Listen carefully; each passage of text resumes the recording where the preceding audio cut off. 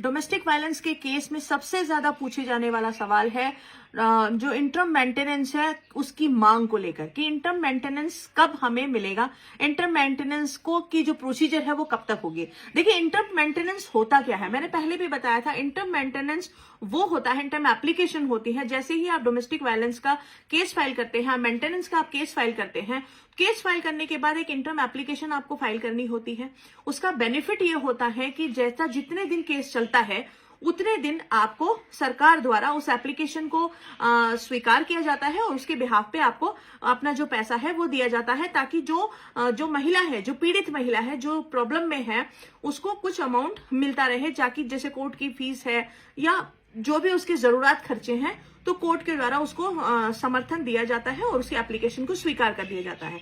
अब ये स्वीकार कब होती है, देखिए ये स्वीकार कब होती है और ये कब तक चलती है, इसको लेके कोई पर्टिकुलर इसमें कोर्ट डिफॉल्ट नहीं है, इसमें कोर्ट डिफॉल्ट नहीं है, इसमें वकील साहब डिफॉल्ट नहीं है, इवन इसमें जो ऑनरेबल जज साहब है वो भी डिफॉल्ट नहीं है। Just because of that case ने कहा है, डोमेस्टिक वायलेंस केस ये कहता है कि 60 दिन के अंदर अंदर आप जजमेंट लेके आओ, लेकिन 60 दिन के अंदर अंदर जजमेंट नहीं आता है। जैसे बिहाफ ऑफ हमने अभी हमारे 2 केस लगे थे डोमेस्टिक वायलेंस के, उसमें हमने नोटिस भेजा, नोटिस का रिप्लाई आने में 1 महीना लगा दिया, 15 दिन लगा दिए, समन इश्यू हो गए, उसका भी कोई रिप्लाई नहीं दिया गया। दूसरा, एविडेंस की बात आ जाती है तो उसका भी टाइम जाया किया गया, वेस्ट किया गया, उससे वो जो टाइम है वो खिंचता जाता है।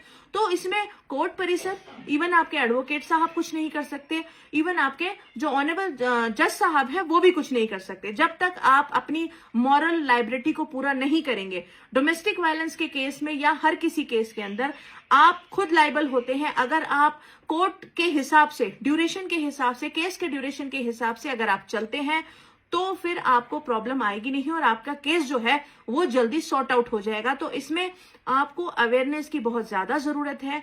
आप केस का जो प्रोसीजर है उसको आप फॉलो कीजिए तो जजमेंट आपको जल्दी मिलेगा। Thank you so much.